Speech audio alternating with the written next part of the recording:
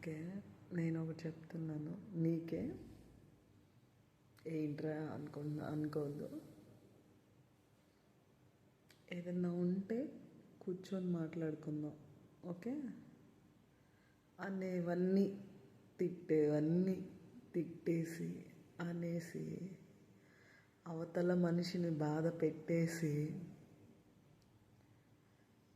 నీ నీ మాట వల్ల అవతల మనిషి ఎంత బాధపడుతుంది అనేది పక్కన పెట్టి నువ్వు శాడిస్టిక్లా ఆనందపడిపోయి తర్వాత ఏమీ తెలియనట్టుగా మళ్ళీ మార్నింగ్ ఐఎమ్ సో సారీ.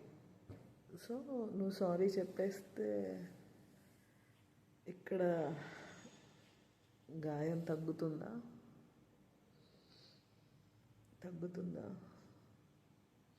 ఒకటి చెప్తున్నా, మనం అనే ప్రతి మాటకి కొంతవరకే ఎప్పుడైతే